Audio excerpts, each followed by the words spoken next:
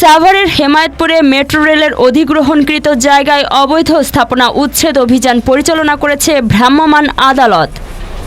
মোহাম্মদ শিহাবুদ্দিন শেখ সাভার উপজেলার প্রতিনিধির পাঠানো প্রতিবেদনে দেখুন বিস্তারিত।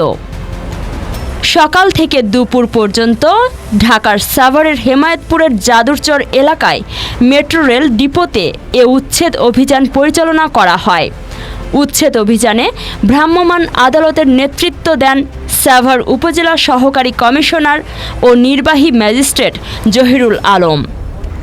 সাভার উপজেলা সহকারী কমিশনার ও নির্বাহী ম্যাজিস্ট্রেট জহিরুল আলম বলেন, মেট্রো রেল প্রকল্পের জন্য যাদুরচর এলাকায় সরকার শত শত বিঘা জমি অধিগ্রহণ করেন। অধিগ্রহণকৃত জায়গা থেকে সকলে চলে গেলেও পরে কয়েকটি পরিবার ওই জমিতে থাকা তাদের বসতবাড়ি সরিয়ে নেননি। এ বিষয়ে একাধিকবার তাদেরকে নোটিশ প্রদান করা হলেও তারা অবৈধভাবে সেখানে বসবাস করে আসছিল। পরে মঙ্গলবার দুপুরে সেখান থেকে তাদেরকে উচ্ছেদ অভিযান পরিচালনা করে অবৈধ বাসাবাড়ি ভেঙে দখলমুক্ত করা হয়েছে।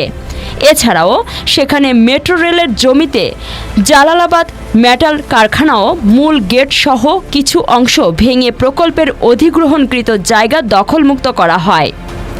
এ সময় উচ্ছেদ অভিযানে সাভার উপজেলা নির্বাহী ম্যাজিস্ট্রেট জহিরুল আলম সহ মেট্রো রেলের ঊর্ধ্বতন কর্মকর্তা ছাড়াও ভূমি অফিসের বিভিন্ন কর্মকর্তারা উপস্থিত ছিলেন। মেট্রো রেলের যে অধিগ্রহণকৃত জমিতে কিছু অবৈধ স্থাপনা ছিল, ওই অবৈধ স্থাপনাগুলো আজ আমরা সকাল থেকে উচ্ছেদ অভিযান পরিচালনা করছি এবং মোটামুটি আমরা আমাদের উচ্ছেদ অভিযান শেষের দিকে আমাদের সরকারের মেট্রো রেলের অধিগ্রহণকৃত যে অংশটুকু ছিল ওই অংশটুকু ডিমার্কেট করে ওই অংশটুকুতে যে অবৈধ স্থাপনাগুলো ছিল ওগুলো আমরা আমাদের জেলা প্রশাসন, জেলা পুলিশ এবং আমাদের যে মেট্রো রেলের যারা আছেন সবাই